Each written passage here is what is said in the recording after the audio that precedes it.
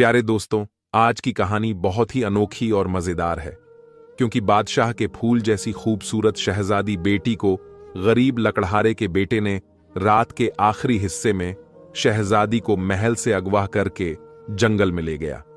फिर लकड़हारे के बेटे ने शहजादी नूरजहां के साथ जो किया, जिसे सुनकर आप हैरान रह जाएंगे। लेकिन दोस्तों, मजे की बात यह है कि आखिर में बादशाह सलामत ने शहजादी नूरजहां की शादी उसी गरीब लकड़हारे के बेटे साथ कर दी। आखिर बादशाह सलामत ने लकड़हारे के बेटे को कोई सजा क्यों नहीं दी, और आखिर बादशाह ने अपनी बेटी की शादी लकड़हारे के बेटे से ही क्यों करा दी? दोस्तों, कहानी बहुत ही मजेदार है और कहानी को मुकम्मल समझने के लिए हमारे साथ वीडियो में आखिर तक रहिएगा। मैं दावे के साथ कहता हूं, आपको बहुत ही मजा आएगा। तो चलिए दोस्तों, अब कहानी को शुरू करते हैं। पुराने जमाने की बात है। मुल्क शाम के एक छोटे से गांव में एक गरीब लकड़हारा रहा करता था। उसका एक ही बेटा था, जिसका नाम अब्बास था। दोनों बाप बेटा सारा दिन जंगल में जाकर लकड़ियां काटते और फिर उन्हें शहर ले जाकर बेचा करते थे। इस तरह वो अपना पेट पालते थे। अब्बास बेहद खूबसूरत और ताकतवर नौजवान था, इसलिए उसका बाप प्यार से उसे शहजादा अब्बास कहा करता था। एक रोज बूढ़े लकड़हारे की तबीयत खराब हो गई तो अब्बास ने अकेले जंगल में जाने का फैसला कर लिया। उसने बाप से इजाजत ली और रस्सी और कुल्हाड़ी लेकर घर से निकलने ही लगा था कि उसके बाप ने आवाज देकर उसे रोक लिया। अब्बास ने बूढ़े बाप के करीब आते हुए पूछा, क्या बात है अब्बा जान? बूढ़ा लकड़हारा कहने लगा, बेटा, आज मेरी तबीयत ठीक नहीं है, वरना मैं तुम्हें जंगल में कभी अकेला ना जाने देता। असल में बूढ़ा लकड़हारा कुछ कहने ही लगा था कि के अब्बास जल्दी से बोल पड़ा, मैं समझ गया बाबा, आप क्या कहना चाहते हैं। आप आज भी मुझे यही नसीहत करेंगे कि मैं कभी भूले से भी जंगल के मशरिकी यानी जंगल के पूर्व हिस्से में न जाऊं। अब्बास ने मुस्कुराते हुए कहा, क्यों बाबा, यही कहना चाहते हैं ना आप? लकड़हारे ने कमजोर लहजे में कहा, हां बेटे, मैं तुमसे यही कहना चाहता था। अब्बास कहने लगा, लेकिन क्यों बाबा, आप मुझे हमेशा जंगल के मशरिकी हिस्से में जाने से क्यों मना करते हैं? वहां आखिर ऐसी कौन सी बात है? बचपन से लेकर आज तक आप मुझे हमेशा यही नसीहत करते आए हैं। शायद इसी वजह से आप मुझे जंगल में अकेले जाने नहीं देते थे। आखिर क्यों अब्बा जान? आज आप मुझे उस जंगल के बारे में बतला दीजिए। अब्बास ने ये सब बातें अपने बाप के करीब चारपाई पर बैठते हुए कहा। बूढ़ा लकड़हारा ने खांसते हुए कहा, नहीं बेटा, मैं तुम्हें उस जंगल के बारे में कुछ नहीं बता सकता। मैं तो क्या, तुम किसी से भी उस जंगल के बारे में पूछो, कोई तुम्हें कुछ नहीं बताएगा, क्योंकि बेटा, इधर हमने उस जंगल के खतरनाक वासियों का नाम लिया, उधर वहां की मनहूस बलाएं फौरन नाम लेने वाले तक पहुंच जाती हैं, और फिर वह उसका ऐसा भयानक हश्र करती हैं जिसका तसव्वुर भी इंतहाई बहुत डरावनी है। अब्बास ने किसी बच्चे की मानिंद मुंह मोड़ते हुए कहा, ओ बाबा, मैं इन बनावटी बातों पर यकीन नहीं रखता। आप हर बार मुझे इतनी सी कहानी सुनाकर खामोश हो जाते हैं। मुझे सब कुछ तफसील से बताइए। मैं आपसे आज उस हैरतनाक और पुरअसरार जंगल के राज जानकर ही रहूंगा। बूढ़ा लकड़हारा बोला, नहीं बेटा, उसके मुतल्लिक मुझसे कुछ मत पूछो। इसके बारे में जानने वाले की जिंदगी अजाब बन जाती है। बस मेरी नसीहत याद रखो, उसे जंगल की तरफ कभी भूल कर भी कदम मत उठाना। तुम ही तो मुंह बदनसीब का वाहिद सहारा हो। मैं तुम्हें किसी कीमत पर खुद से जुदा नहीं करना चाहूंगा। ओहो, आप तो खामखा जज्बाती हो जाते हैं। ठीक है बाबा, कोई बात नहीं, आप आराम कीजिए। मैं वादा करता हूं कि आपकी बात हमेशा याद रखूंगा और कभी उस जंगल का रुख नहीं करूंगा। अब्बास ने मुस्कुराते हुए कहा, बस अब तो खुश है ना आप? और बूढ़े लकड़हारे का चेहरा खुशी से खिल उठा। बूढ़े लकड़हारे ने प्यार से उसका कंधा थपथपाते हुए कहा, हां, बहुत खुश। फिर वह बोला, अब जाओ, जंगल के मगरिबी हिस्से से यानी जंगल के पश्चिमी हिस्से से खुश्क लकड़ियां काट लेना। शहर के लोग खुश्क लकड़ियां लेना ज्यादा पसंद करते हैं और उनके दाम भी अच्छे मिल जाते हैं। अब्बास ने सर हिलाते हुए कहा, ठीक है। अब्बा जान और कुल्हाड़ा कंधे पर रखकर उठ खड़ा हुआ और फिर घर से बाहर जंगल को रवाना हो गया। जंगल में पहुंचकर उसने एक बहुत बड्ढे दरख्त को काटने का फैसला किया। दरख्त का फैलाव बहुत ज्यादा था। अब्बास का ख्याल था कि यह बरसों पुराना दरख्त है और यह यकीनन खुश्क होगा। चुनांचे उसने अल्लाह का नाम लिया और दरख्त के तने पर जोर से कुल्हाड़ा मारने लगा। तभी उसने दरख्त पर 2-3 जरब ही लगाई होंगी कि अचानक एक जोरदार चीख से जंगल गूंज उठा और एक खूबसूरत परी तड़पती हुई जमीन पर आ गिरी और बुरी तरह लोटपोट होने लगी। उसने सफेद रंग का निहायत खूबसूरत लिबास पहन रखा था। उसकी दोनों टांगें कटी हुई थीं और वह जमीन पर गिरी हुई बुरी तरह से चीख रही थी। हाय हाय जालिम इंसान, तुमने मेरी टांगें काट डाली। हाय हाय, परी जोर जोर से चिल्ला रही थी और अब्बास हैरत जुदा अंदाज में तड़पती हुई परी की जानिब देख रहा था। उसकी समझ में नहीं आ रहा था कि यह खूबसूरत परी कहां से आ गई और उसकी टांगें किसने काटी हैं। वह परी को देखकर हैरान भी हो रहा था और खुश भी। खुश इसलिए कि उसने जिंदगी में पहली बार किसी खूबसूरत परी को देखा था, मगर वो हैरान इस बात पर था कि परी उससे क्यों कह रही थी कि उसने उसकी टांगें काट दी हैं। वो तो दरख्त पर कुल्हाड़ी चला रहा था। फिर भला परी की टांगें किस तरह से कट सकती थीं? और सबसे ज्यादा हैरत इस बात पर हो रही थी कि परी की कटी हुई टांगों से खून भी नहीं बह रहा था। इसके बावजूद वो परी इस बुरी तरह से तड़प रही थी जैसे वो शदीद तकलीफ में मुब्तला हो। अब्बास ने हैरत ज़दा लहजे में कहा, ये तुम क्या कह रही हो परी? मैंने भला कहा तुम्हारी टांगें कटी हैं? मैं तो दरख्त काट रहा था।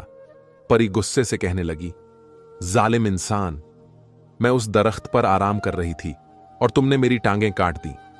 हाय, अब मैं क्या करूं? मैं अपनी टांगें कहां से लाऊं? हाय मेरी टांगें! वो बुरी तरह से चीखने चिल्लाने लगी। अब्बास ने घबरा कर कहा, लेकिन अच्छी परी, मैंने कब काटी हैं तुम्हारी टांगें? परी रोते हुए कहने लगी, तुम इंसान वाकई बेहद जालिम होते हो। मेरे बाबा ने पहले ही कहा था कि इंसान बेहद जालिम होते हैं, मगर मुझ पर ही इस दुनिया को देखने का भूत सवार था। मैं दुनिया देखते देखते थक गई थी और इस दरख्त पर आराम करने के लिए लेटी ही थी कि तुमने इस पर कुल्हाड़ी मारकर मेरी टांगें काट दी। हाय, अब मैं क्या करूं? अपनी टांगों के काटने की वजह से अब तो मैं उठ भी नहीं सकती। अब मैं वापस परिस्तान कैसे जाऊंगी? परी ने यह सब जोर जोर से हिचकियां लेते हुए कहा, मगर अब्बास वाकई परेशान हो गया। ओह अच्छी परी, मुझे माफ कर दो। भला मुझे क्या मालूम था कि तुम इस दरख्त पर आराम कर रही हो। अगर मुझे मालूम होता तो मैं कभी इस दरख्त को काटने की कोशिश ना करता। अब्बास ने इंतहाई परेशान होते हुए कहा, यह मेरी गलती तो नहीं है, लेकिन इसके बावजूद भी मैं तुमसे माफी मांग रहा हूं। मुझे माफ कर दो। परी ने बुरी तरह रोते हुए कहा, तुम्हारे माफी मांगने से क्या होता है? इससे मेरी टांगें तो वापस नहीं आ सकती हैं। अब मैं क्या करूं? मैं अब परिस्तान वापस कैसे जाऊंगी? अब्बास ने कहा, ओहो अच्छी परी, मुझे बताओ परिस्तान कहां है? मैं तुम्हें अपने कंधों पर उठाकर परिस्तान छोड़ आऊंगा। परी कहने लगी, क्या कहा? तुम मुझे अपने कंधों पर बिठाकर परिस्तान छोड़ आओगे? ओह हां, यह ठीक है। अगर मुझे अपने कंधों पर बिठाकर परिस्तान ले जाओ तो मैं वहां ठीक हो सकती हूं। हमारे परिस्तान में बड़े नामी गिरामी हकीम मौजूद हैं। वो फौरन मेरी टांगें ठीक कर देंगे। परी ने इतना अचानक खुश होते हुए कहा। अब्बास ने हैरत से इधर उधर देखते हुए कहा, ओह, तो फिर इससे अच्छी बात और कौन सी हो सकती है?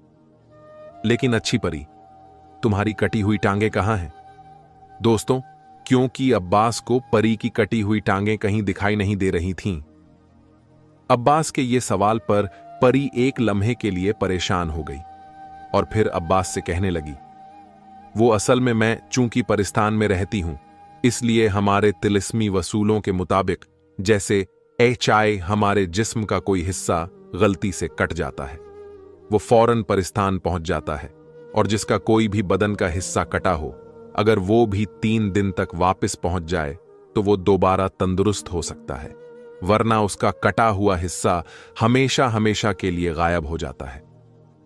परी ने अब्बास की तरफ देखकर प्यार भरे लहजे में कहा, नेक दिल इंसान, चूंकि तुमने गलती से मेरी टांगें कटी हैं, इसलिए तिलिस्मी असूल के मुताबिक मेरी कटी हुई टांगें भी परिस्तान पहुंच चुकी हैं।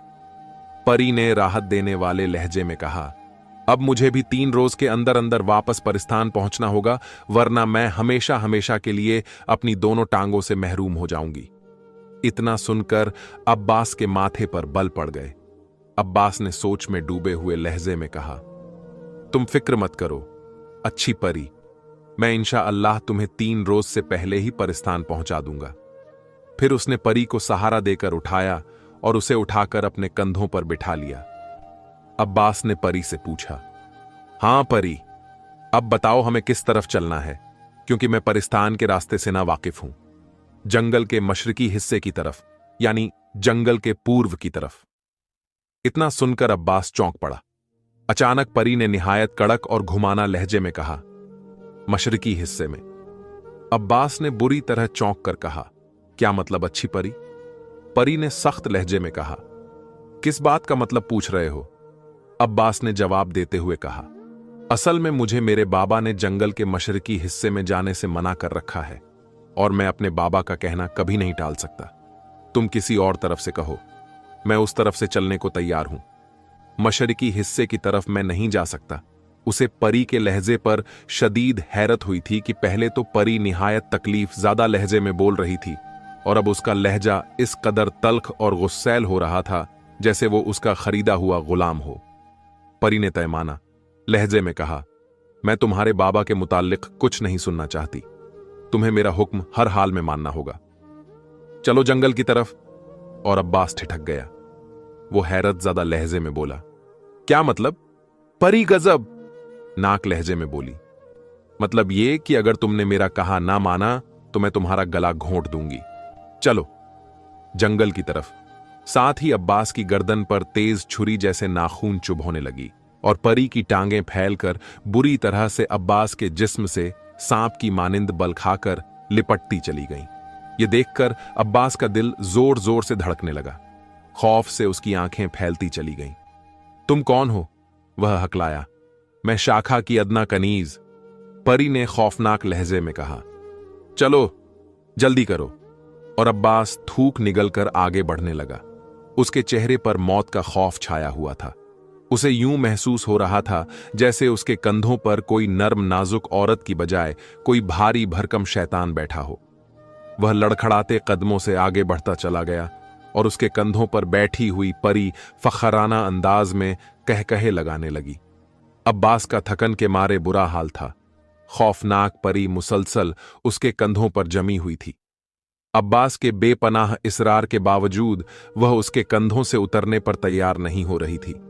परी के भारी वजूद की वजह से उसे आगे बढ़ने में बेपनाह दुश्वारी का सामना करना पड़ रहा था, मगर वह मजबूर था क्योंकि वह यूं ही रुकने की कोशिश करता। संगदिल परी फौरन उसकी गर्दन में तेज नाखून चुभो देती और उसे मार डालने की धमकी देती और मजबूरन अब्बास को आगे बढ़ना पड़ता। अब्बास ने निहायत परेशान लहजे में कहा, आखिर तुम मुझसे चाहती क्या हो? क्यों ख्वामख्वाह मुझ पर सवार हो गई हो?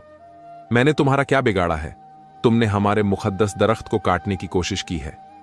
अब्बास घबराते हुए कहा, मुकद्दस मुकाम? परी ने बताया, जादूगर का हुक्म है जो इस दरख्त को काटने की कोशिश करे, मैं उसे फौरन पकड़कर उनके पास ले आऊं ताकि वह दरख्त काटने वाले को सजा दे सके। मर्दुद जादूगर, मुकद्दस दरख्त क्या मतलब? अब्बास ने हैरत से नाम दोहराते हुए कहा।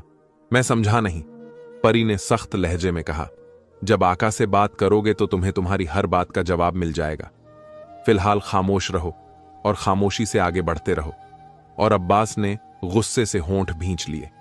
उसने कई बार चाहा कि इस बदबख्त परी को कंधों से पटक दे, मगर उसकी टांगें उसके जिस्म पर इस बुरी तरह और मजबूती से लिपटी हुई थीं कि वो कोशिश के बावजूद ऐसा ना कर सका। मजबूरन वो आगे बढ़ता जा रहा था। अचानक उसके जहन में इस बला से छुटकारा हासिल करने का ख्याल आया और वो रुक गया। परी ने दुरुस्त लहजे में कहा, क्या हुआ? तुम रुक क्यों गए? अब्बास कहने लगा, वो पेशाब की हाजत हो रही है, जरा 2 लम्हों के लिए नीचे उतरो।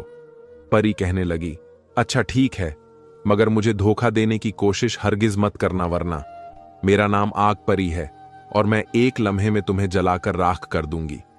परी ने निहायत नागवार लहजे में कहा, और फिर उसने अपनी टांगें उसके जिस्म से खोल दी और उछलकर नीचे उतर गई। अब्बास दिल ही दिल में बेहद खुश हुआ। उसने दिल में खुदा का शुक्र अदा किया और बोला, तुम फिक्र मत करो, मुझे क्या जरूरत है कि मैं तुम्हें धोखा दूं? तुम यहीं रुको, मैं अभी चंद लम्हों में आया। उसने बजाहिर संजीदगी से मगर दिल ही दिल में हंसते हुए कहा, और फिर जल्दी से सामने झाड़ियों की ओट में चला गया। फिर वो बिजली की सी तेजी से उछला और फिर झाड़ियां फलांगते हुआ निहायत तेजी से सामने के जानिब भागता चला गया। परी उसे भागते देखकर जोर से चिल्लाई, अरे अरे रुको रुको! मगर अब्बास पीछे मुड़ के नहीं देख। जब वो रुकता, वो अंधाधुंध भागता चला गया। मगर अभी वो थोड़ी ही दूर गया होगा कि अचानक साएं साएं की तेज आवाज उभरी। उसने सर उठाकर देखा, फिर उसका ऊपर का सांस ऊपर और नीचे का नीचे रह गया। उसके सर पर नीले रंग की निहायत खौफनाक शक्ल वाली खोपड़ियां एक लड़की की सूरत में घूमती हुई मंडरा रही थीं। उनमें 4 खोपड़ियां हड्डियां भरी थीं, जबकि एक खोपड़ी के चेहरे पर नीला गोश्त था और यूं मालूम होता था जैसे अभी किसी शैतान की गर्दन कटी गई हो।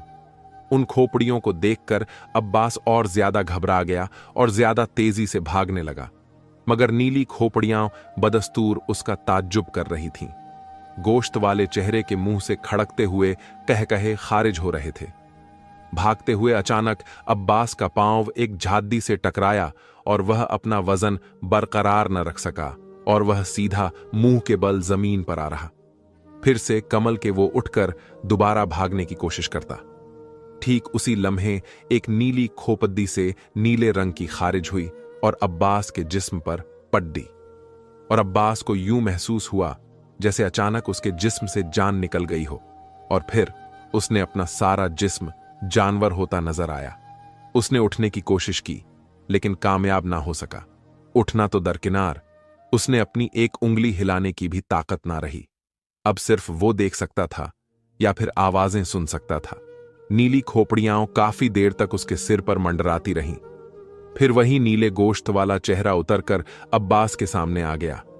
सुनो नौजवान, तुम जो कोई भी हो, मेरी बात गौर से सुनो। मेरा नाम मरदुद जादूगर है। पूरी दुनिया के जादूगर मेरे नाम से खौफ खाता है। मैं चाहूं तो अपनी एक हल्की सी फूंक से बड़े बड़े तूफान ला सकता हूं और पहाड़ के पहाड़ अपनी जगह से सरका सकता हूं। इसीलिए अगर तुम मेरे हाथों हलाक नहीं होना चाहते तो मेरी बात गौर से सुनो। यहां से 1000 कोस के फासले पर मुल्के है। मुल्के रूम में एक बादशाह हुक्मरान है। उस बादशाह की एक बेटी है जिसका नाम शहजादी नूरजहां है। शहजादी नूरजहां दुनिया की सबसे ज्यादा खूबसूरत लड़की है। मैं उस खूबसूरत शहजादी से शादी करना चाहता हूं, मगर चूंकि मैं सिर्फ खोपड़ी हूं और मेरा बकिया जिस्म मौजूद नहीं है, इसलिए मैं इस जंगल से बाहर नहीं जा सकता, वरना मैं खुद उस खूबसूरत शहजादी को उठाकर यहां ले आता। अब चूंकि तुम मेरे कब्जे में हो, इसलिए अब मेरा यह काम तुम ही करोगे और शहजादी नूरजहां को अगवा करके यहां लाओगे। खोपड़ी? जादूगर ने अब्बास की जानिब घूरती हुई निगाहों से देखते हुए कहा। तुम सुन रहे हो ना नौजवान, मैं क्या कह रहा हूं? अचानक अब्बास को यूं महसूस हुआ जैसे उसकी जुबान में जान पड़ गई हो, और फिर बोलने की सलाहियत वापस आने पर वह बेहद खुश हुआ। अब्बास ने जवाब कदर उसी लहजे में कहा, हां, मैं तुम्हारी एक एक बात सुन रहा हूं, मगर तुमने यह कैसे सोच लिया कि मैं तुम्हारी बातें मानने पर आमादा हो जाऊंगा और तुम्हारे हुक्म पर जाकर शहजादी नूरजहां को अगवा कर लाऊंगा? और फिर बोला, और तुम कौन होते हो मुझे इस तरह से बेबस करने वाले? तुम्हारी भलाई इसी में है कि मुझे फौरन ठीक कर दो। मैं वापस अपने घर जाना चाहता हूं। वहां मेरा बूढ़ा बाप मेरी राह ताक रहा होगा। वो आधा धर वाला खोपड़ी गुस्से से कहने लगा, घर का ख्याल दिल से निकाल दो नौजवान, क्योंकि तुम पर मेरा यानी मरदूद जादूगर का साया पड़ चुका है। अगर तुमने मेरा हुक्म मानने से इनकार किया तो मैं तुम्हें यहीं जलाकर भस्म कर दूंगा। अब तुम्हारे सामने 2 ही सूरतें हैं, या तो तुम मेरे हाथों हल्लाक हो जाओ या फिर शहजादी नूरजहां को अगवा करने पर मेरा मदद कर दो। और सुनो, अगर तुम मेरा काम करने के लिए तैयार हो जाओ तो मैं तुम्हें दुनिया का सबसे अमीर तरीन इंसान बना दूंगा और तुम्हारी हर ख्वाहिश पूरी करूंगा। खोपड़ी वाला जादूगर ने उसे लालच देते हुए यह सब कहा। अब्बास कहने लगा, मैं मान लो दौलत का भूखा नहीं हूं, मैं मेहनत और हलाल की रोजी से पेट भरने का आदी हूं, तो मुझे लालच न दो। अब्बास ने तेज लहजे में कहा, और अच्छी तरह से कान खोलकर सुन लो कि मैं तुम जैसे बदबख्त जादूगर के लिए हरगिज किसी मासूम और बेगुनाह शहजादी को अगवा नहीं करूंगा, बेशक तुम मुझे जलाकर भस्म ही क्यों ना कर दो। खोपड़ी जादूगर ने गुर्राते हुए कहा, हां, तो क्या तुम्हारा यह आखिरी फैसला है? अब्बास का लहजा फैसला कुन था। जादूगर ने लहजे में कहा, आग परी इस बदबख्त को फौरन पकड़ लो और इसे ले जाकर रूहों के जंगल में फेंक दो। यह एक रात उस खतरनाक जंगल में गुजरेगा तो इसके होश खुद ब खुद ठिकाने आ जाएंगे। परी ने सर झुकाकर निहायत मर्दाना लहजे में कहा, जो हुक्म मेरे आका। और उसी वक्त अब्बास सीधा हुआ, आग पर उछलकर एक मर्तबा फिर उसके कंधों पर चढ़ बैठी। साथ ही अब्बास को अपने जिस्म में पहाड़ जैसा भारी महसूस हुई। अब्बास ने बेहद गुस्सैल लहजे में कहा, यह जुल्म है, इसे मेरे कंधों से उतरने का हुक्म दो, वरना मैं इसे मार डालूंगा। अब्बास ने यह परी को कंधों से उतारने की कोशिश करते हुए यह सब कहा। खोपड़ी जादूगर ने परी को हुक्म देते हुए कहा कि इसे इतनी आसानी से नहीं छोड़ना। परी अब्बास को अपनी लंबी लंबी टांगों में पहले ही जकड़ चुकी थी। आका का हुक्म पाकर उसने सिर झुकाया और उछलकर तेजी से पैर मारती हुई आसमान की जानिब बुलंद हो गई।